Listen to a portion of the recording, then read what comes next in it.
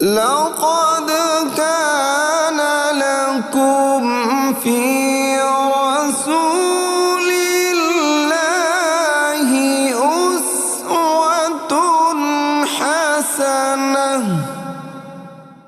بسم اللہ الرحمن الرحیم۔ ناظرین کرام، السلام علیکم ورحمۃ اللہ وبرکاتہ۔ ہم اپنے معزز مہمان حضرت الشیخ شیخ الحدیث جناب پروفیسر محمد سعید کلیروی صاحب سے پیارے نبی صلی اللہ علیہ وسلم کی سیرت مبارکہ کے حوالے سے بہت کچھ جان رہے ہیں۔ پچھلے پروگرام آپ نے دیکھے کس خوبصورت انداز میں دل نشیں پیرائے میں وہ سیرت النبی صلی اللہ علیہ وسلم کے مختلف گوشوں پر ہماری رہنمائی فرما رہے ہیں۔ پچھلے پروگرام میں فتح مکہ کی بات چل رہی تھی، ابتدائی حالات جو تھے فتح مکہ کے وہ ہم نے جانے۔ اس پروگرام میں ہم فتح مکہ ہی کے حوالے سے گفتگو کا آغاز کریں گے۔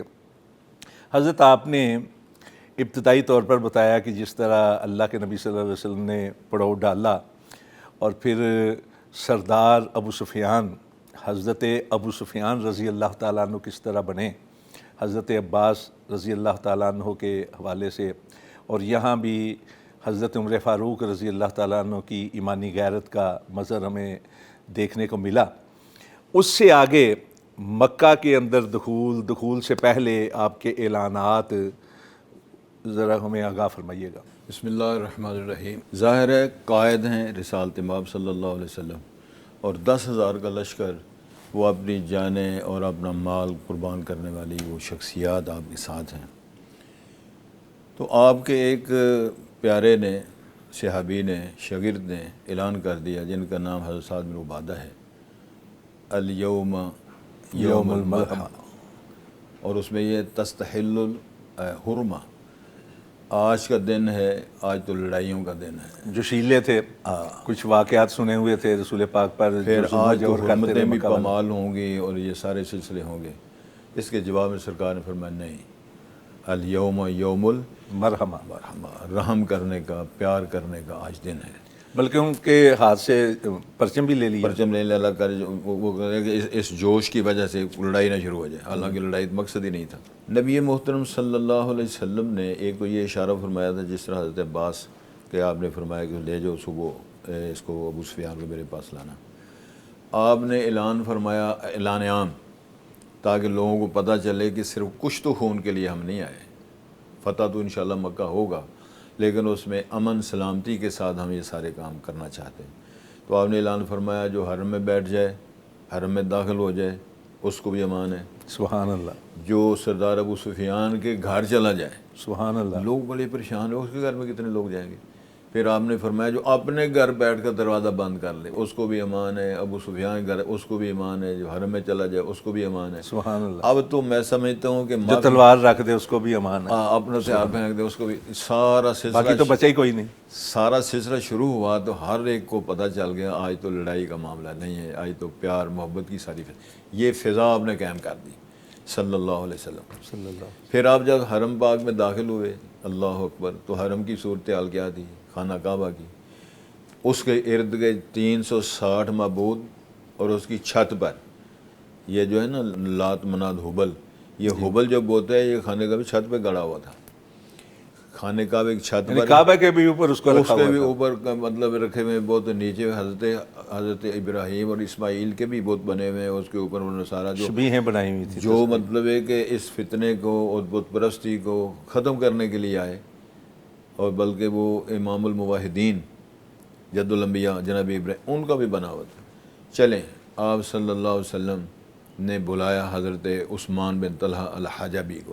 جس میں تھوڑی سی بات عرض کر دوں، جس دور میں عثمان بن طلحہ حجبی مسلمان نہیں تھے، کیونکہ یہ چابی بردار تھے، خانہ کعبہ کی چابی ان کے کلید پاس بردار، کلید بردار اس سمجھ لیں۔ تو رسالت مآب نے ایک دفعہ نے چابی مانگی، تو عثمان بن طلحہ کہنے لگے جس دن چابی محمد صاحب آپ کے پاس آ گئی اس میں قریش کے تو بڑی ذلت کا دن ہے۔ آپ نے مسکرا کے فرمایا نہیں، جس دن چابی محمد کے ہاتھ میں ہوگی اس دن قریش وما معہو ان کی عزت اور شرف کا دن شروع ہو جائے گا، لیکن چابی نہیں دی انہوں نے۔ لیکن بعد میں عثمان سے مسلمان ہو گئے اور آپ کے ساتھ تھے جب وہ مکے میں داخل ہوئے. مکہ سے پہلے، فتح مکہ سے پہلے مسلمان ہو چکے تھے. لیکن اس حالت میں آپ نے ظاہر خانہ کعبہ اندر جانا تھا تو چابی ان کے پاس تھی. تعال یا عثمان، آپ نے فرمایا عثمان ادھر آؤ، ہاتھ مفتاح البیت، بیت اللہ کی چابی دو. چابی آپ نے پکڑی تو آپ نے فرمایا میں نے آپ کو بولا تھا ایک دن آئے گا چابی میرے ہاتھ میں ہوگی. بیت اللہ کو کھولا گیا اور آپ کے ساتھ اندر کون کون گئے؟ حضرت بلال تھے، اسامہ میں زید تھے، عثمان میں طلحہ تھے. یہ لوگ آپ کے ساتھ اندر گئے. پھر آپ دروازہ بند کر دیا. پھر آپ نے سب سے پہلے اللہ کے رسول صلی اللہ علیہ وسلم نے نفل پڑھے اظہار تشکر کے لیے، بیت اللہ کے کا نوافل کیا، ادا کیے، شکرانے کے نفل ادا کیے، حجر اسود کو چوما. یہ سارے طواف کام سے کیا، دعا حجر کی، اسود کو چوما. سارے کام کر کے پھر آپ خانہ کعبے کی دہلیز کو دونوں ہاتھوں کے ساتھ پکڑ کے، اب مجمع لگا ہوا ہے، لوگ بیٹھے ہوئے ہیں اور انتظار میں ہیں کہ آج کیا اعلان ہوگا اور کیا ہمارے خلاف فیصلے ہوں گے. رسول کریم صلی اللہ علیہ وسلم نے فرمایا اور پوچھا آپ جانتے ہیں میں آپ کے بارے میں کیا فیصلہ کرنے والا ہوں؟ ان کا جی آپ بڑے اچھے ہیں، رحم دل ہیں، فلاں ہیں. اچھا، یہ ان سے پوچھا جا رہا ہے جو آپ کی جان کے در پہ تھے، جنہوں نے آپ کے ساتھیوں کو مارا، دین کے اور جو بار بار حملہ آور ہو رہے ہیں، آپ کی بیٹی تک کو تکلیفیں پہنچائی، آپ کے ساتھیوں کو شہید کیا، تکلیفیں پہنچائیں، ان سے پوچھ رہے ہیں. ان سے پوچھ رہے ہیں اور وہ انتظار، وہ تعریفیں کر رہے ہیں آپ بہت اچھے ہیں، رحم دل ہیں، آپ پیار کرنے والے ہیں، کریم ابن کریم ہیں، ابن کریم ہیں اور آپ صلہ رحمی کرنے والے ہیں. تو آپ نے اس کے جواب میں فرمایا آج تمہارے ساتھ میں وہ سلوک کرنے والا ہوں جو میرے بھائی یوسف بن یعقوب نے اپنے بھائیوں کے ساتھ کیا تھا. سبحان اللہ. لا تثریب علیکم اليوم انتم طلقاء. جب یہ نعرہ لگا کیا فضا ہوگی مکہ مکرمہ میں. یہ ساری چیزیں پھر اس کے بعد آپ نے وہ سارا. اچھا حضرت، اس واقعے میں بہت بڑا پیغام ہے امن کا، اور دنیا والوں کے سامنے آپ کی رحمت للعالمینی کا. وہ لوگ جو اسلاموفوبیا کا شکار ہیں یا پراپوگنڈا کر رہے ہیں، دو واقعے جو آپ نے بتائے ہیں. ایک تو یوم المرحمہ والا، الیوم یوم المرحمہ، یوم الملحمہ کی بجائے مرحمہ، اور دوسرا یہاں یہ کہنا کہ لا تثریب علیکم اليوم. سبحان اللہ. حضرت میں عرض کرتا ہوں کہ یعنی قرآن مجید کا جو ہے اس کی فصاحت اور بلاغت، اس پر ذرا صدقے جاؤں قرآن کا ہوں. یوسف علیہ السلام نے جب اس کو چھیڑا نا بات کو، تو کسی نے پوچھا جی کیا مسئلہ کیا ہے آپ کا؟ تو انہوں نے پہلے دو جملے بولے، اذ نازغ الشیطان بینی و بین اخوتی. اصل میں بات کوئی بھی نہیں تھی، میرے اور بھائیوں کے دونوں شیطان نے غلط فہمی پیدا کر دی. سبحان اللہ. کتنے سالوں کی داستان غم ہے، کہاں کنواں، کہاں گرانا، کہاں وہ کرتے والا مسئلہ، کہاں پھر وہ قید والا مسئلہ، وہ بی بی پیچھے بالکل نظر انداز کر سارا کچھ اندر سمیٹتے ہوئے. اور والد صاحب کی حالت یہ ہے کہ وہ مطلب نہ ہو وہ قدیم، یہ ساری صورتحال ہے. لیکن اس نازغ الشیطان بینی و بین اخوتی، میرے اور بھائیوں کے درمیان شیطان نے بس غلط فہمی پیدا کر دی، مسئلہ کوئی نہیں. یغفر اللہ لی ولکم، مجھے بھی اللہ معاف یعنی کر دل اور دماغ سے یہ نکال کے باہر. یہ مشابہت میں حوالہ دینا چاہ رہا تھا. رسول نے جو فرمایا نا کہ بھائی مسئلہ یہی ہے کہ وہ شیطان نے ورگلایا تھا، تمہارے دلوں میں بات نہیں تھی، تم نے سارے کام کیے، لیکن اللہ تمہیں بھی معاف کرے، مجھے بھی معاف کرے. یہ بات کر کے حضرت اس وقت تک یہ لوگ مسلمان نہیں ہوئے تھے ابھی. نہیں ابھی وہ اپنے تو وہ انتظار کر رہے تھے. پھر اتنے میں نماز کا ٹائم ہو گیا، ظہر کی نماز کا ٹائم ہو گیا.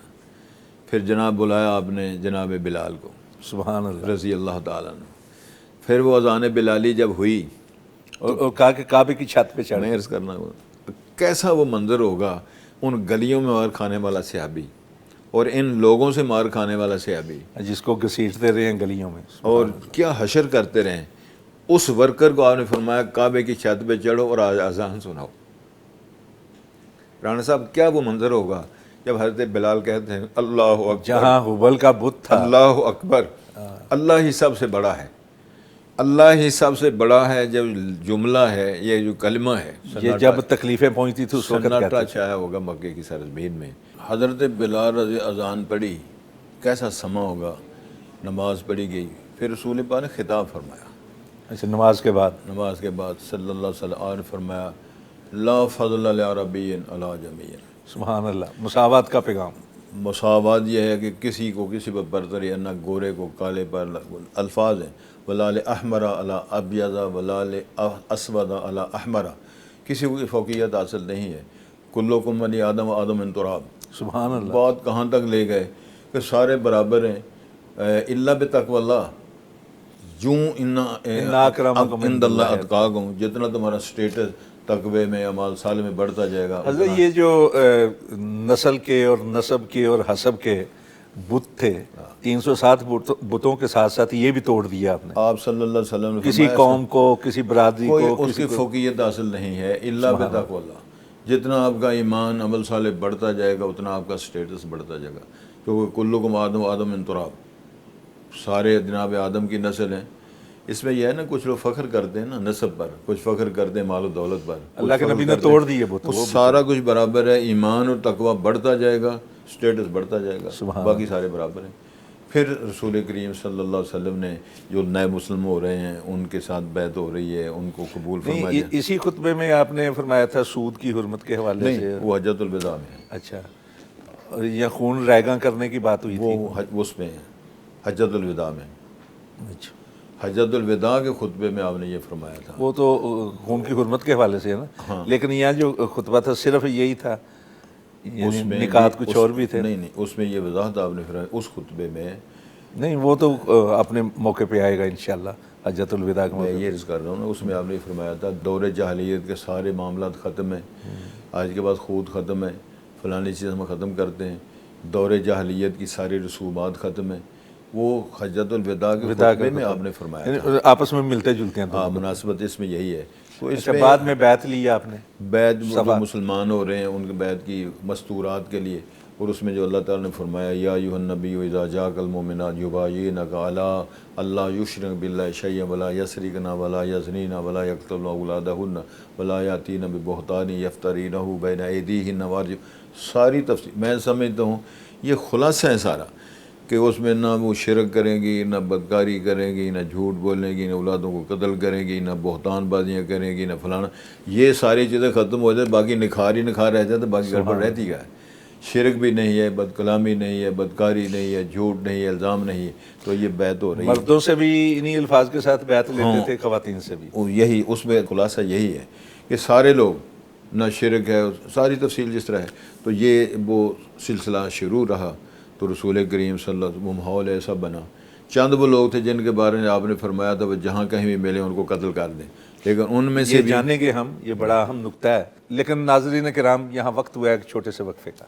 لقد كان لكم في رسول الله أسوة حسنة، لقد كان لكم في رسول الله أسوة حسنة۔ آئیے ناظرین، ہم اپنی گفتگو کا سلسلہ وہیں سے جوڑیں جہاں وقفے پر جانے سے پہلے ہم نے توڑا تھا۔ جی، آپ بتا رہے تھے فتح مکہ کے حوالے سے بیعت لی، اور جب بیعت ہو رہی ہے، لوگ اسلام قبول کر رہے ہیں، تو کچھ لوگ جو اڑیل قسم کے تھے، جو جنگی مجرم تھے انتہا درجے کے، وہ جنگی مجرم، کچھ کے نام تو آپ نے بتایا نا کہ ان کو کہیں بھی مل جائیں ان کو آپ نے قتل کرنا ہے، لیکن ان میں سے بھی بعض کو معافی دے دی۔ معافی ملی تقریباً۔ ان میں اکرمہ صاحب بھی تھے، ہاں، تو وہ ڈر کے چلے گئے، لیکن وہ کشتی کے حوالے سے ساری تفصیلات آپ جانتے ہیں۔ پھر وہ چونکہ سارے لوگ پکار رہے تھے اللہ کو، تو وہ پکار رہے تھے لات منات کو، تو کشتی والے نے کہا جی بچنا ہے تو ان کو چھوڑو، تو جو ایک الہ اس کو پوجو۔ تو کہنے لگا یہی مسئلہ ہے، تو میرا ویر محمد کریم تو یہی دعوت دیتے ہیں۔ ان کی پھر اللہ سے بات ہو گئی، تو جس کی اللہ سے بات ہو جائے تو میرا ایمان ہے کہ اللہ اس کا اسباب مہیا آسانی پیدا کر دیتے ہیں۔ چنانچہ کشتی کنارے پہ لگ گئی، تو ان کی اہلیہ چونکہ مسلمان ہو گئی تھیں، ان کو پتہ چلا کہ اکرمہ آ رہا ہے، پھر رسول پاک نے ان کو بطور اپنے۔ اچھا حضرت، یہ تفصیلات جو ہیں سیرت کی کتابوں میں بڑے اچھے انداز سے ماشاءاللہ آپ نے بیان فرمائی۔ یہ فتح مکہ جو ہے یہ سب سے بڑی فتح تھی، اسی لیے فرمایا لا ہجرت بعد الفتح۔ لیکن اس کے باوجود، اس کے بعد متصلاً بعد آپ حنین کی طرف جاتے ہیں، غزوہ حنین کا مارکا جو ہے وہ رونما ہوتا ہے، غزوہ حنین کی وجوہ کیا تھی؟ میں عرض کرتا ہوں، اصل میں یہی آ رہا تھا کہ اکثر قبیلے جو ہیں مسلمان ہو گئے، لیکن یہ بنو حوازن اور ثقیف یہ بڑے امیر لوگ تھے اور بڑے اڑیل تھے، بڑے جنگجو تھے، اچھا، اور بڑے ان کے پاس جنگی مہارتیں تھیں، بہت امیر لوگ تھے یہ. تو یہ ڈٹ گئے، کہنے لگے ہم نے تو لڑنا ہی لڑنا ہے محمد صاحب کے ساتھ، بلکہ وہ تیاری کر رہے تھے حملہ کرنے کی. رسول کریم کو جب یہ پتہ چلا تو پھر آپ صلی اللہ علیہ وسلم نے فرمان جاری کر دیا کہ جب آپ مکے کے لیے تشریف لائے تھے تو 10,000 کا لشکر تھا، جو 9 مسلم تھے 2,000 کے لشکر، اور تو 12,000 کا لشکر جو 12,000 کا ہو گیا. وہ تو حنین جو ہے وہ ان وادیوں کی طرح انہیں فرمان جاری کر دیا. اب اس میں 2-3 سبق ہیں بڑے خوبصورت. قرآن مجید کے اندر اللہ نے فرمایا ہے کہ اللہ تعالیٰ نے تمہاری بڑے موقعوں پہ مدد کی ہے. وَيَوْمُ حُنَيْنٍ إِذْ أَعْجَبَتْكُمْ كَثْرَتُكُمْ. اللہ اکبر، یہ صحابہ بات کرام آ گئی ہے. بات آئی نا، وہ تم اتنی تعداد کبھی نہیں تھی، لیکن آج تم نے یہ فخر کیا اس برباد میں، آج ہمیں کوئی نہیں ہرا سکتا. اس بات نے جب ہم 313 تھے ہاں تو کتنے لشکر سے لشکروں کو شکست دیتے رہے، اب تو ہمارے پاس اتنی بڑی تعداد کے طیر میں کیسے یہ کیسے ممکن ہے اب پیچھے رہ جائیں. اس بات نے فرمایا اذ اعجبتکم کثرتکم، حنین کا نام لیا اور تمہارے وہ تج اور خوشی کا اظہار اللہ نے قرآن مجید کے ذریعے کیا. چونکہ بہرحال وہ اپنے ڈیرے جما کے وہ اپنے گھاتوں میں اور جو ان کے تھے نا رستے گھات لگا کے بیٹھے، وہ بیٹھے تیر انداز تھے بڑے زبردست. اب جو ہی یہ صحابہ کرام اس طرف ہوئے، رسالت مآب ساتھ تھے، تو تیر اندازی شروع ہو گئی. اچانک ان کے وہم بھی نہیں تھا کہ وہ ہم پہ تیر اندازی کریں گے، اور ایسا ماحول پیدا ہوا کہ لشکر تتر بتر ہو گیا تیر اندازی کی وجہ سے. اور رسالت مآب بڑے پریشان کہ یہ کیا مسئلہ ہو گیا، کدھر گئے ہیں سارے لوگ. لیکن رسول پاک کی جمع مردی اور آپ کی ہمت اور آپ کی دلیری، قائد تھے، قائد اعظم حضرت محمد رسول اللہ صلی اللہ وہ پتہ ہے کیا ہے، وہ ایڑی لگا رہے ہیں، خچر کو دوڑا رہے ہیں، اور اس کی لگام حضرت ابو سفیان نے پکڑی ہوئی ہے. تو کیا فرماتے ہیں ان النبی لا ابو سفیان بن حارث، ہاں جو آپ کے مسلمان چچا زاد بھائی تھے. ہاں جی. ان النبی لا کذب انا ابن عبد المطلب. سبحان اللہ. اشارہ کیا ہو میں عام بندہ نہیں ہوں، اللہ کا رسول ہوں، تو خاندانی ہوں. اس میں بھی ایک بات آ جاتی ہے نا، جس طرح پوچھا گیا تھا اس کا خاندان کیسا ہے، تو آپ نے وہی اشارہ کیا انا ابن عبد المطلب. اچھا، یہ نا قاضی سلیمان منصور پوری نے بڑی خوب بات کی ہے. کہتے ہیں کہ موقع تھا ایسا، اگر موقع ہوتا نا کوئی اور کسی اور کے لیے تو وہ اپنے آپ کو چھپاتا، لیکن اللہ کے نبی ایک تو سفید کھچر پہ بیٹھے ہوئے ہیں، نمایاں سفید رنگ، دوسرا یہ کہ خود بتایا کہ میں محمد میں ہوں اور میں عبد المطلب کا پوتا، اور میں تو کدھر گئے فلاں والے اور کدھر گئے بیت والے. پھر اللہ طول ماشاءاللہ ساری دنیا جمع ہو گئی. جب جمع ہوئی اللہ نے فتوحات دیں. اور اس میں ایک خوبصورت بات ہے، جو ان کا لیڈر تھا اس سارا بنو حوازن کا اور ثقیف کا، اصل میں ان کی چال ہوا کرتی تھی ان کو دلیر کرنے کے لیے، کو بیبیاں اور بندے اور مال مویشی بھی ساتھ لایا کرتے تھے. یہ ایک طریقہ تھا، پتہ چلے کہ سارا کچھ ہمارے پاس ہے، ہم نے بھاگنا نہیں، جم کے لڑنا ہے. تو کسی نے جب بتایا کہ یہ سارا کچھ ہے تو وہ سارا سلسلہ ہے، آپ نے مسکرا کے فرمایا کل انشاءاللہ یہ سارا کو مال غنیمت میں آپ کا ہوگا. اور اللہ نے ایسے ہی کیا. اور اس میں مال غنیمت کا اندازہ آپ کر سکتے ہیں، سب سے زیادہ مال غنیمت کو حنین میں ملا. 6,000 قیدی بنے، 24,000 اونٹ ملے، 40,000 سے زائد بکریاں ملی، اور 4,000 اوقیے سے زیادہ چاندی ملی. ایک اوقیہ 4 چٹان کے قریب ہے تقریباً، وہ اوزان والے اس کو لکھتے ہیں، لیکن بڑا سلسلہ ہوا یہ. پھر وہ طائف والے وہ سارا سلسلہ، پھر وہ جائرانہ مقام پر رسول پاک صلی اللہ علیہ وسلم نے اس کی تقسیم فرمائی. تو کس طرح تقسیم فرمائی؟ وہ بھی سارا کچھ آپ نے مہاجرین میں تقسیم کیا. اور پہلے آپ نے شروع کیا اپنے سسر جناب ابو سفیان سے. 100 اونٹ دیا، 100 اونٹ اور 6 کلو چاندی دی. تو سردار صاحب نے کہا میرا بیٹا یزید بھی ہے. پھر اونٹ کو اتنا دیا، 100 اونٹ دیے، 6 کلو چاندی دی. پھر کہا جی معاویہ بھی ہے. پھر 100 اونٹ اور 6 کلو چاندی دی. یعنی اس گھر میں 18 کلو چاندی اور 300 اونٹ گئے. اسی طرح صفوان بن امیہ یہ مسلمان ہو گئے تھے، ان کو آپ نے 100 اونٹ دیا، پھر 100 اونٹ دیا، پھر 100 اونٹ دیا. حکیم بن حزام کو 100 اونٹ دیا، پھر 100 اونٹ دیا، سرداران قریش کے جتنے لوگ تھے 100 اونٹ دیا، کسی کو 50، کسی کو 40۔ اور لطف کی بات یہ ہے، یہ سارے وہ ہیں جو فتح مکہ کے موقع پہ مسلمان ہوئے ہیں۔ ہاں وہ اکثریت ان کی ہے۔ اور مہاجرین کو سارا کچھ دیا، تو جتنے انصار ہیں ان کو ایک لیلا بکری بھی نہیں دی۔ لیکن بات تھوڑی سی نکلی کہ آج رسالت ماہ کی تقسیم کی سمجھ نہیں آئی، تو آپ کو جب پتہ چلا تو آپ صلی اللہ علیہ وسلم نے جو انصار کے کبار تھے بزرگ، ان کو جمع کیا کہ آپ نے فرمایا میں کیا باتیں سنی، تو انہوں نے ادباً کہا اللہ کے رسول بات ہوئی ہے، لیکن بڑے نے کسی نے بچوں نے جوانوں کی بات ہوئی ہے۔ پھر آپ صلی اللہ علیہ وسلم نے فرمایا کہ میں آپ کی طرف سے بات کر دوں، آپ مجھے یہ بات کہہ سکتے تھے کہ آپ مجھے کہو، اور آپ کا کہنا برحق ہوگا۔ کیا کہیں کہ مکے والوں نے تمہیں نکال دیا تھا، ہم نے جگہ دی تھی، مکے والوں نے مسترد کر دیا تھا، ہم ایمان لائے تھے، اور ہم نے سارا کچھ آپ کے ساتھ کیا ہے۔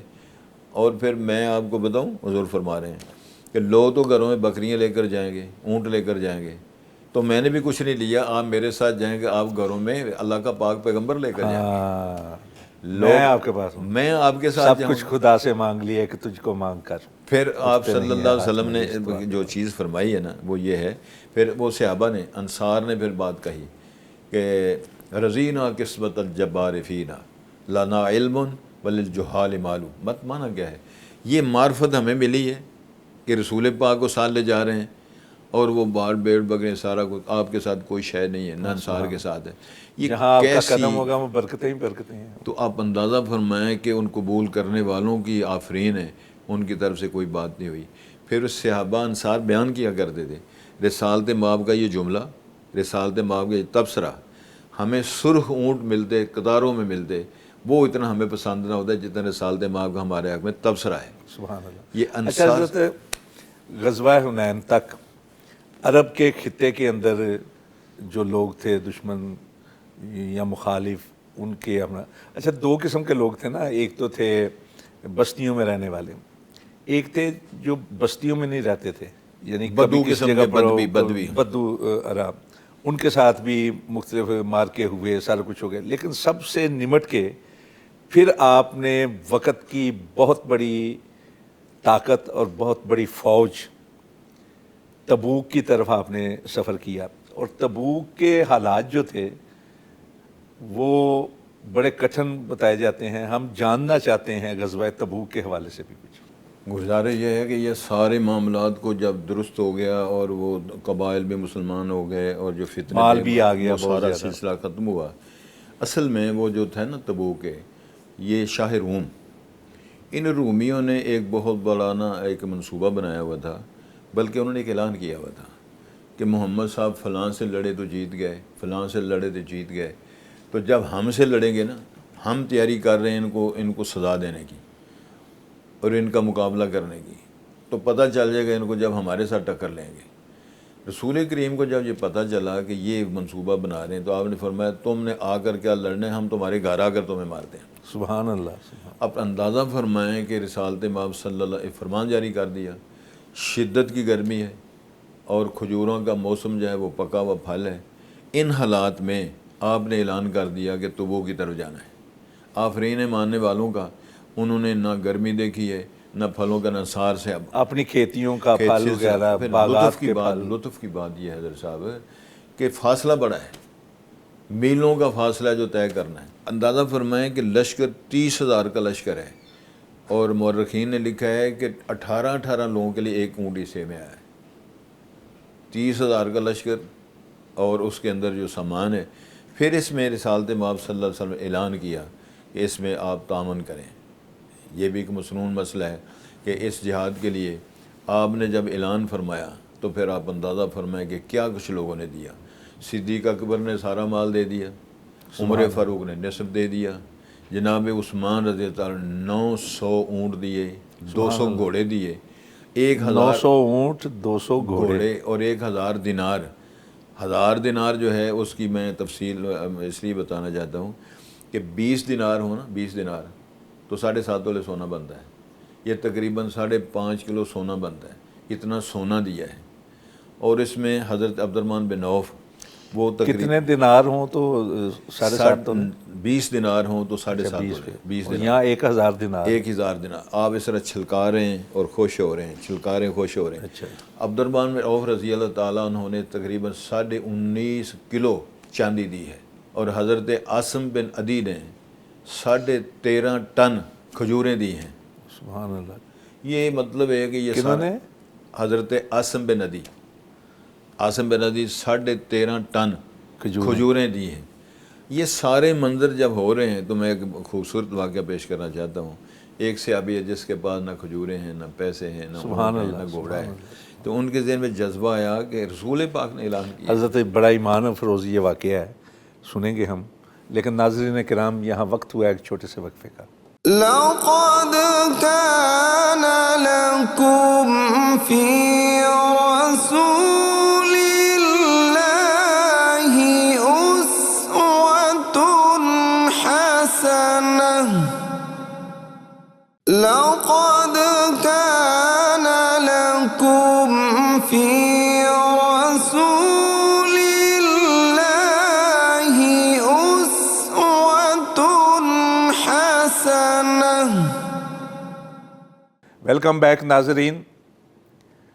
بڑے خوبصورت پیرائے میں حضرت پروفیسر محمد سعید کلیروی ہمیں غزوہ تبوک کے حوالے سے اور صحابہ کرام کے ایمان افروز واقعے سے ہمیں آگاہ فرما رہے ہیں۔ جی حضرت بتا رہے تھے کہ کسی ایک صحابی تھے جن کے پاس کچھ بھی رضی نہیں، اللہ تعالیٰ کچھ نہیں ہے، لیکن ان کا جذبہ یہ ہے کہ میں اس میں شرکت کروں، چونکہ رسول پاک صحابہ کے جذبات منو ٹنوں کے حساب سے اور دینار کے نشاور کیے جا رہے ہیں، لیکن جذبہ اندر مضبوط ہے، صدق ان کا جو ہے اس پر غالب ہے۔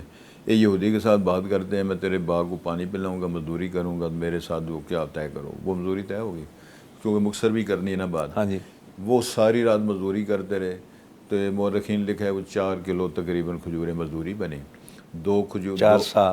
ہاں وہ گھر دی آدھی تو آدھی لے کر آ گئے۔ یہ ساری بات وحی کے ذریعے رسول پاک کو اللہ نے سنا دی۔ آج جو صحابی وہ ساری کھجوریں اندازہ فرمائیں، جہاں سامان پڑا ہو، ٹنوں کھجوریں پڑی ہوں اور گھروں کے سامان پڑے ہوئے ہوں، اتنی ساری کھجوریں ایک صحابی لے کر آئے، تو مورخین اور سیر نگاروں لکھا ہے کہ وحی کے ذریعے ایک خبر ملی تھی، آپ نے اس طرح دامن پھیلا کے وہ کھجوریں قبول قبول فرمائی اور کہا کہ پھر وہ ایک ایک کھجور آپ نے ڈھیروں پہ رکھی، اور ساتھ آپ نے فرمایا آج ایک ایک کھجور سب ڈھیروں پہ سبقت لے گی۔ سبحان اللہ، سبحان اللہ۔ یہ منظر تھے، یہ جذبات تھے۔ تو حضرت عثمان رضی اللہ عنہ نے وہ 30,000 کا لشکر جو ہے، مورخین اس میں سارا اور حدیث اور تاریخ کے اندر موجود ہے کہ تقریباً ثلث جو لشکر کا وہ جو خرچہ حضرت عثمان نے برداشت کیا، اور سارا سلسلہ ہوتا رہا۔ اور سفر بڑا کٹھن تھا، یعنی حضرت بات آگے چلاتے ہیں۔ اب جب لشکر پہنچا تو جنہوں نے یہ نعرے مارے ہوئے تھے کہ ہم ان کو ماریں گے اور ہم جیتیں گے، ان پر اتنے اثرات قائم ہوئے وہ گھر سے نہیں نکلے، روب طاری ہو گیا، وہ گھر سے نہیں نکلے، حتیٰ کہ ان کے نمائندے نے آ کے رسول کریم صلی اللہ علیہ وسلم کے بغیر جزیہ دینا اور باقاعدہ اس ٹیکس دینے کے لیے اور معافی نامہ اور آپ صلی اللہ علیہ وسلم سے موافقت کا سارا کا تحریری معاہدہ کیا، تو جان چھوڑی تو پھر آپ واپس آئے۔ اب اس میں اور کتنی خوبصورت شیخ صاحب باتیں ہیں۔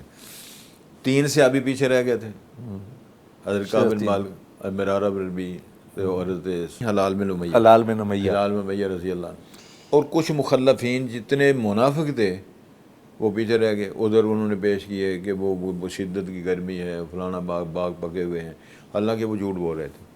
تو یہ سارے یہ ایک الگ موضوع ہے، یہ پیچھے رہ گئے، اور اللہ نے 11واں پارہ شروع یا تذرون الیکم، جب آپ آئیں گے۔ حضرت ایک واقعہ جو ہے بڑا تفصیل طلب ہے، اور ہم سمیٹتے ہوئے اشارے جس طرح آپ کر رہے ہیں، ہم جانا چاہ رہے ہیں سب سے بڑے مجمع کی طرف۔ دیکھیے 10,000 کو دوسری تھے فتح مکہ کے وقت، غزوہ حنین کے وقت ان کی تعداد 12,000 ہو گئی، تبوک کے لیے نکلے ہیں تو 30,000 ہیں، اور حجۃ الوداع کے موقع پر بتایا جاتا ہے کہ 1,24,000 یا 44,000 تعداد، یعنی اتنی بڑی تعداد اس وقت کا سب سے بڑا۔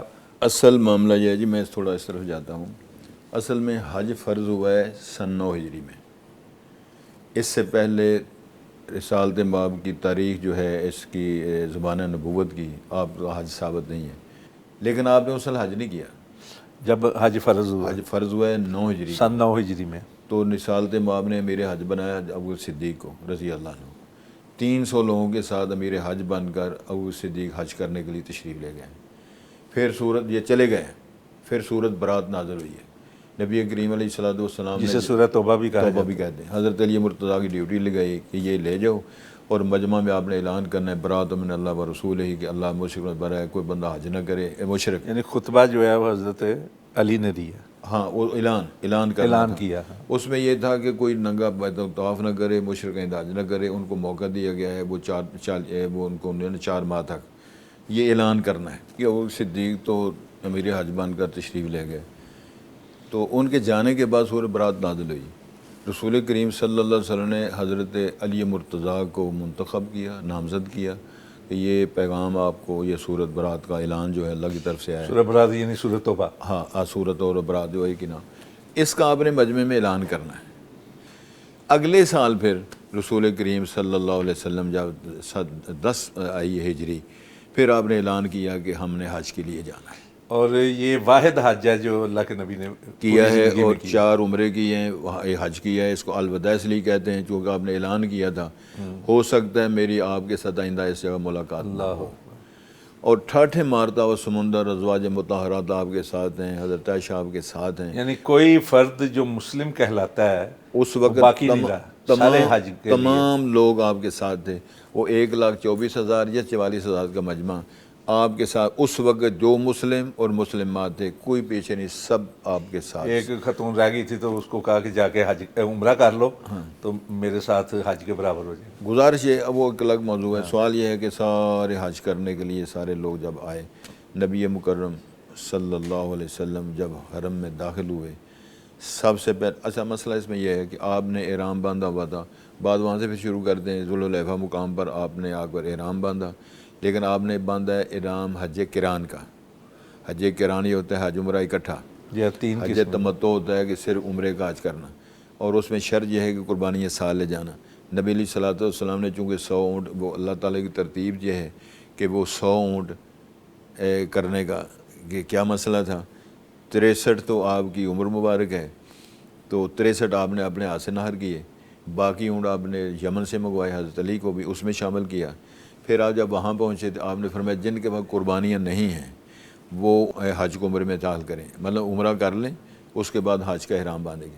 تو رسالت مآب نے جب پہلے عمرہ کیا، عمرے سے فارغ ہوئے، صحابہ کرام جن کے قربانیاں تھیں وہ کران والے رہے، انہوں نے احرام نہیں کھولا، آپ نے وضاحت فرمائی، وہ تردد میں تھے آپ کیوں نہیں احرام کھول رہے، تو آپ نے فرمایا میں جو کران کیا ہوا ہے حج عمرے کا اکٹھا باندھا ہے، تو جنہوں نے صرف عمرے کا باندھا ہے وہ اپنا وہ احرام کھولیں اور پورا حلال ہو۔ پورا حلال کا معنی ہے کہ ازواجی تعلقات بھی اور سارے معاملات ٹھیک ہو جائیں۔ یعنی جو محرم کے لیے 8 ذی الحجہ جو اس کو یوم ترویہ بھی کہتے ہیں، پھر آپ صلی اللہ علیہ وسلم نے باقاعدہ مینا میں جانے کا اعلان کیا۔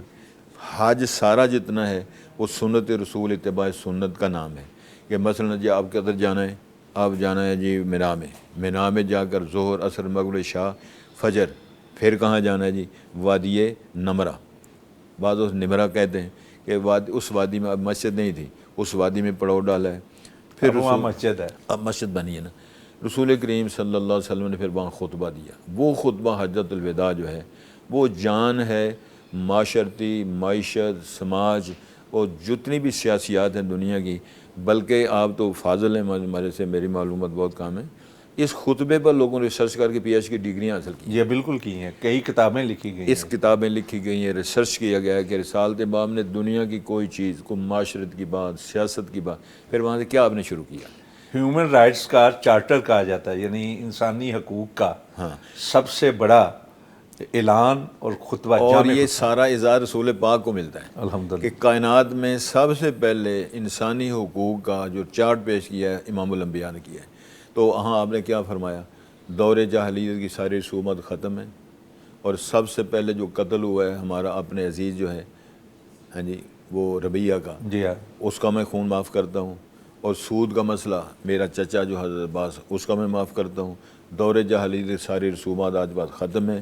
پھر آپ نے ارشاد فرمایا کہ یاد رکھو اِنَّ دِمَاءَکُمْ وَأَمْوَالَكُمْ، آج کے بعد تمہارا جو مال ہے اور تمہاری جانیں ہیں، تمہاری عزتیں ہیں، اسی طرح محترم ہے، وہ خون آ گیا نا، اس طرح محترم ہے جس طرح یہ آج کا دن، یہ شہر اور یہ مہینہ محترم ہے، مہینہ بھی حرمت والا ہے، اور دن کون سا ہے؟